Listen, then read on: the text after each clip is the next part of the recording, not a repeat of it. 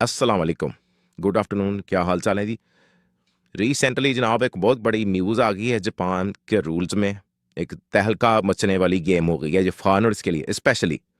तो मेरी ये वीडियो थोड़ी सी लंबी होगी, पूरी सुनिएगा। स्पेशली जो जापान में रह रहे हैं फॉरेनर्स, चाहे उनके पास किसी भी किस्म का वीज़ा है, किसी भी किस्म का मतलब किसी भी किस्म का, चाहे वो जापानीज के साथ शादी हुई है उनकी, चाहे उनके पास परमानेंट रेजिडेंस है, चाहे लॉन्ग टर्म रेजिडेंस है, चाहे वो रेफ्यूजी हैं, चाहे परमानेंट के स्पाउस हैं, बच्चे हैं, कुछ भी जो अभी फॉरेनर जापान में रह रहा है जिसके पास जापानीज पासपोर्ट नहीं है, एल्स उसके पास कोई भी और वीजा है, ठीक है, चाहे वर्किंग का वीजा है, चाहे ये ह्यूमैनिटी इंजीनियर्स के जो वीजे हैं, जो भी है एक्स वाई जेड, उन सब के लिए जनाब सुन, आज कल में ये लागू हो जाएगा।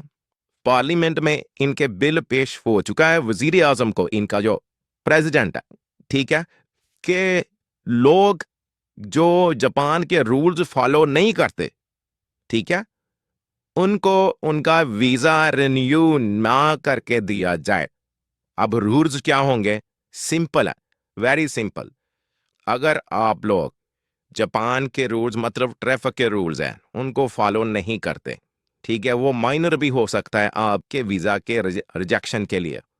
सबसे जो सीवियर होगा, जो जिसका थ्रेट है इस टाइम, वो ये है कि अगर आप जापान में रहते हैं, जॉब करते हैं, या कि अपना बिजनेस करते हैं, और आप प्रॉपर टैक्स क्लियर नहीं करते, टैक्स पे नहीं करते, ठीक है, आप यहाँ की जो इंश्योरेंस प्रीमियम है, जिसको होकेन कहते हैं, जो गवर्नमेंट की होती है, वो पे नहीं करते, मेडिकल इंश्योरेंस जो होती है, प्लस आप निंकिन जिसको के पेंशन कहते हैं, अगर आप वो पे नहीं करते, ये मैं ये नहीं कह रहा कि आप जब से हैं तब से पे ही नहीं करें, नहीं, अगर आपने कहीं पे भी मिस की हुई है और पे नहीं की हुई, चाहे वो 1 महीने की भी है, ठीक है, तो भी आपका वीजा रिन्यूअल डिनाई हो सकता है। ये बहुत बड़ी खबर है, बहुत बड़ी खबर है। चाहे आप परमानेंट रेजिडेंस भी हैं, अगर आपने अपनी पेंशन पे नहीं की, आपने अपने टैक्स पे नहीं किए, आपने अपनी वोकेन पे नहीं की, मिस कर दिया, या कि even though some cases late भी पे किया, ऑन टाइम भी नहीं पे की, तो भी ये आपको डिनाई की रिजेक्शन लग सकती है, ऑब्जेक्शन हो सकता है। इतना सख्त कानून आ रहा है क्योंकि फार्मर जो है वो बहुत ज्यादा तादाद में यहाँ पे जो इनके जापान के रूल्स में नरमी है उसका नाजायज फायदा उठाते हैं। उस चीज को देखते हुए जापान की गवर्नमेंट में ये सख्त एक्शन लेने का फैसला कर लिया है। तो मेरे जितने भी भाई बहन बुजुर्ग जो भी इस जबान को समझ सकते हैं जो मैं बात कर रहा हूँ, please follow the Japanese rules, ठीक है, प्रॉपर अपने टैक्सेस जमा करवा दें, अपने इंश्योरेंसेस जमा करवाएं, किसी चीज को भी बगैर इंश्योरेंस के यूज मत करें। जैसे कि गाड़ी भी चलानी है, अगर आप उसको भी इंश्योरेंस के बगैर चला रहे हैं, ड्राइविंग लाइसेंस के बगैर चला रहे हैं, वो तो बहुत बड़ा जुर्म है वैसे ही ना।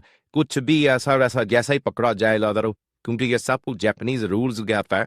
सिर्फ टैक्सेस और इंश्योरेंसेज वगैरह ही नहीं है, ये सारे रूल्स भी जिधर भी आप में वायलेशन की हुई, चाहे आप जितने भी बड़े बिजनेसमैन हो, चाहे बिलीनियर हो आप, आपको पता है जापान के रूल के अगर यहाँ तक इवन तो बिलीनियर भी जो हैं जिनके पास हजारों और कैले मान भी है ना, उनको भी ये स्टेटस चेंज नहीं कर दे जब तक कि वो उनके रूल्स को पूरा फॉलो नहीं कर।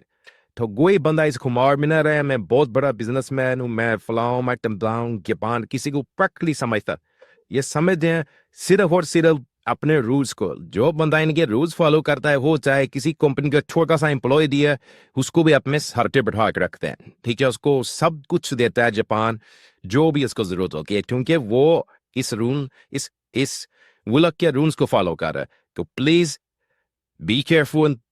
मेरी आप सब के लिए नेक तमन्नाएं, आप सब आगे बढ़े, कामयाब हों, यहाँ रहें, और इस मुल्क को भी आगे बढ़ने का मौका दें, अपना पूरा हिस्सा डालें और खुद भी आगे निकलें, ठीक है। इंशाल्लाह जैसे ही इसके मुतल्लक कोई और न्यूज़ आएगी मैं आपके साथ शेयर जरूर करूंगा। अंटिल द नेक्स्ट वीडियो, मुझे अपनी दुआ में याद रखना। टेक केयर, अल्लाह हाफिज।